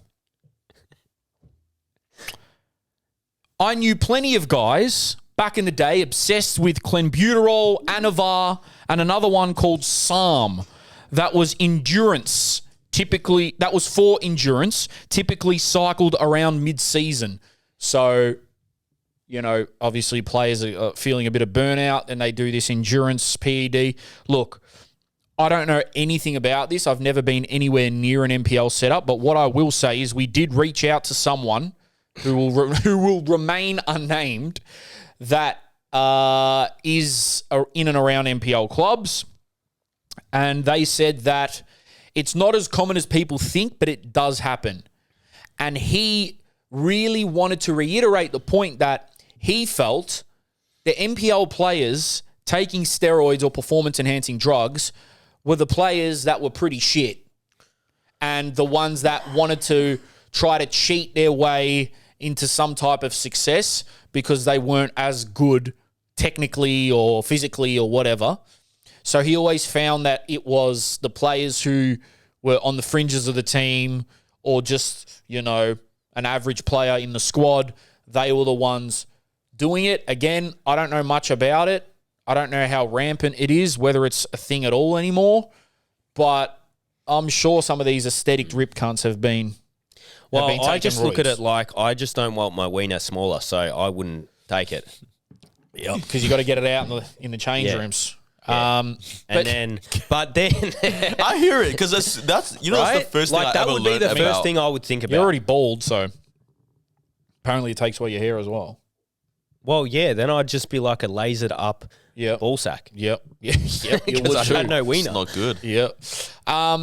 Again, I wish I could provide more context and information on this. Also, remember this was circling around when COVID was happening and all the buy-in players just became ultras jacked. Oh, look, Goretzka. Yeah. Goretzka's the one that everyone was like, what the fuck? Yeah. man? Like, you can't tell me that the big clubs, when the guys were in COVID, they were just not getting on it because... Just in their houses going... Yeah. ripping out of their The fucking Goretzka his transformation is actually ridiculous. Goretzka, yeah. Wild. Again, I guess leave in the comments if you've heard about people in the NPL taking PEDs I or reached steroids. out to 3 people and they said they have never seen it. So because they're the ones taking it, I think. yeah. So let's hear it. Let's hear it. A few more. Congrats on the 10K Insta followers, boys. Thank you, brother. Does this mean Gavin will now grow out his hair? Okay, serious question for the panel. It actually can't grow. That's the thing. What should I do if the older boys in the change room make fun of me for keeping my jocks on in the shower? Stop taking steroids. Yeah. Just pop the Viagra beforehand. That's Make him crazy. grow the other Well, he places. said appreciate any advice here, but then he would have to be turned on if he wanted it to grow. So then that might be something. Really? Well, I believe that's how it works. Any So- of the Viagra takers punch Yeah, in. let us know. I wouldn't know. His mic's blue though. Look, man, tell them to go fuck themselves. It's 2024. If you want to keep your jocks on, keep your jocks on. Why are they so pressed about wanting to see your cock? Like, really? That is pretty questionable. I actually Can't want to lie. know, like, what level does it become compulsory? Yeah, I think it's probably MPL 2 upwards, I would say. I would say, like, oh, no, then again, like, over 35s are probably getting that dang out because they don't give a fuck. They're getting their beer guts out. They're fucking their cock out. Yeah, it's like when you go to the swimming pools. Yeah, and some old naked shriveled cunt is sitting in the Right? sauna. And he's like, man, he's definitely on the And he's testosterone. fucking, he's Can't even see him. readjusted. He goes, Hey, you going, man? Can we talk about this? Because you remember when you were a kid, you'd go to the pools or whatever, and there'd always be the old man walking around. And it's just yum, yum, yum. Yeah. oh, I don't know if it was jum, but Sometimes it was going, where I grew up, it was. So it was more like Finding Nemo. sick. Hey, you know what the worst place for that is? Dandy Oasis. Bad. Worst. All right. So, do you reckon a bunch of those old men were just actually perverts that were like, "I'm gonna make this. I'm going to make this weird for everyone. Yeah, I'm look- gonna expose this to my neighbors." A lot of weird cunts in that generation, for sure. Yeah. Maybe they're so old and just like done with life that they're just like, I don't give a fuck. Like, I'm going to ask this cunt how his day was while I'm like readjusting my balls. Scratching my balls, bro. Yeah. As a professional footballer, do you the two that played high professional football aren't here, but do you get annoyed when fans see you and ask to take a photo? Seen Rash and Fahid on the concourse at Amy Park quite a bit, but being too shy to go and disturb them for a photo. Man, listen. I don't know about Fahid because different type of guy. Rash will. If you approach him and you are nice, he'll take a photo with you. I'm sure he's fine with me saying that. Don't bombard him, but like, obviously if he's like eating or maybe in a conversation with someone, then okay, it's a bit different. But if he's just walking or whatever, Rash will take a photo with you, man. And you know what? If you love me and Gavin, we will as well. So it's not that. Yeah, I know it's a bit nerve-wracking if you've like look up to someone or whatever. I've been in those scenarios before, getting a little bit starstruck or whatever. But yeah, can't speak for Fahid because don't know about him. But yeah, Rash will, man. Go up and ask. I think. Oh, we got another really important one. I've listened to the pod about showering after games. Is pissing on your teammates during the shower a red light or a green light? A red light or a green light? Do cunts ever shower next to each other and just go, oi, bro, oh, you just fucking pissed on me? I feel like I've definitely been in a situation where it's happened, yes. Fuck, someone's been pissing down Gavin's leg and he's like, fuck, this water's warm, eh? Yeah, like there's definitely some golden showers happening. Holy shit. Can I be honest? Like, is this the white boys? Because it has to be the white boys. Bro, there's not many white boys. If white, like, I don't know what you consider white, though. Well, non-ethnic. Is this Bro, actually a most of them fact or not? Pissing on your blisters helps them heal. I don't know. That's some Bear Grylls shit. I don't know. He said that drinking your own piss would make you hide, like if you ran out of water.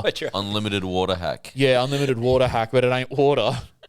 It's fucking right. It just gets more bitter every time. If you guys are hungry, you can eat your own shit. Technically, it's just nutrients. Yeah, it is just nutrients. Yeah, don't piss on your teammates. Yeah, no. I think we can wrap it there. What are we at? 2 hours? 1:45 almost. Yeah, I'm not editing more than that. Thanks for chilling with us today, guys. The boys will be back soon. They just had to go handle some shits. Thank you, Noor, for stepping in as per usual. Thank you, Gavino. Remember to please, I forgot to say this at the start, 5 stars on Spotify. Give us a like on YouTube. Follow us on everything. We're at 10.5 nearly. Let's get to 11 quick. I want to raise quick. Pause. Blue pill. Blue Chew. Also, for the A-League players watching, do our fucking celebration. Don't hit me with the Alan Shearer anymore. Right? Yeah, come on, it ain't 1960s. Pull out the celebration, man. I'm telling you, you'll go viral. If you're a player with less followers than us, let's make it this. You'll go viral. Let's make it this. This is a good one. If they do the celebration, we will collab our page with their profile and put it on. Yep. There is one because we probably have more followers than them. There is one guy that I am almost certain that will do it, that he said he will do it, and that's Big Anthony Carter. Yeah, Carter will do it. He's scoring every weekend. He scores every week. So if we can get some footage of that, the Portuguese second division, we'll heard do it, Carter. Carter, please, bro. Carter, get it done. We'll collab and we'll bring that Liga NOS to you. A lot of these A-League players are the type to be like, yeah, bro, and not do it. I know how they work. So we need a man of their word. Suited and booted. We out. What up, guys? That's not bad at all. I actually enjoyed it.